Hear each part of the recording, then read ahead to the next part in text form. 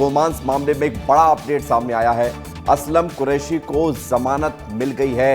असलम चमड़ा जिसे कहा जाता था, इसका पूरा नाम असलम कुरैशी है और जमानत मिलने पर हिंदूवादी संगठनों ने जमानत का विरोध किया है। गोमांस तस्करी का आरोपी है असलम चमड़ा। 35,000 रुपए की बॉन्ड पर जमानत मिली है। सेशन कोर्ट से असलम कुरैशी को जमानत मिली है।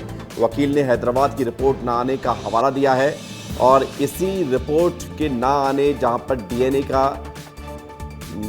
सैंपलिंग होनी थी और जो मांस भेजा गया था हैदराबाद की जांच में, वो बताया गया कि मांस की जो स्थिति थी वो ऐसी नहीं थी जिसकी जांच हो सके।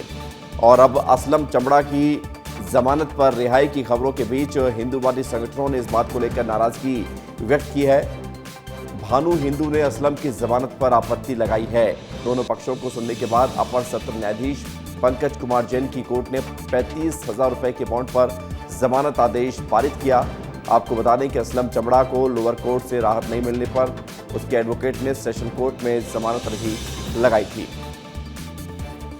विवेक राणा हमारे साथ जुड़ रहे हैं ज्यादा जानकारी के लिए। विवेक, देखिए, जमानत मिलना तो कोर्ट का विशेषाधिकार है कि वो जमानत दे या ना दे, लेकिन अब इसका विरोध किया जा रहा है और विरोध के पीछे तर्क ये भी दिए जा रहे हैं कि हैदराबाद में अगर रिपोर्ट उसकी लगी होती तो शायद ये जमानत नहीं मिलती।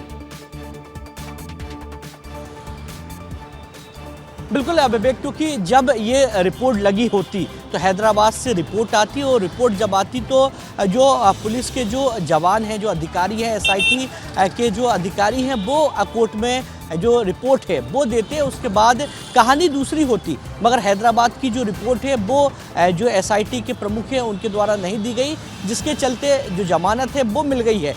हालांकि असलम चमड़ा की बात करें तो जिस प्रकार से जानकारी मिली है कि असलम जो चमड़ा है उसकी जमानत हो गई है, वो जेल से निकल गया है, मगर अभी तक जो है वो घर नहीं पहुंचा। घर वाले लगातार परेशान हैं। घर वाले गांधीनगर थाने गए थे, वहां पर उन्होंने पूरे मामले को लेकर पुलिस के अधिकारी को संज्ञान भी दिया है।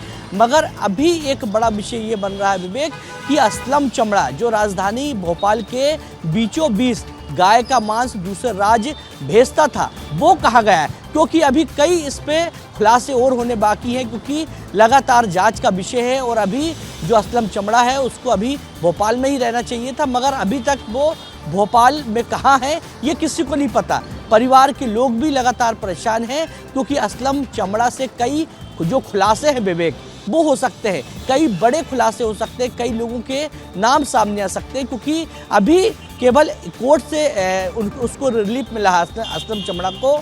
मगर बाकी पहलू की बात करें, एसआईटी की बात करें तो एसआईटी के कई अभी जो पक्ष है वो अभी दूसरे कोर्ट में रखना है, यानी कह सकते हैं कि आगे और बड़े खुलासे हो सकते हैं, मगर असलम चमड़ा अभी तक नहीं मिला। एक बड़ा सवाल है कि असलम चमड़ा ये बड़ा सवाल है और सवाल इस बात को लेकर भी है कि जांच रिपोर्ट को लेकर जो टिप्पणी की गई थी कि जांच रिपोर्ट जो जांच होनी चाहिए जिस तरह से, उसमें कहीं ना कहीं लापरवाही बरती गई है और उसी का फायदा असलम चमड़ा को मिलता हुआ नजर आया। बहुत शुक्रिया, धन्यवाद आपका हमारे साथ जुड़ने के लिए, जानकारी के लिए।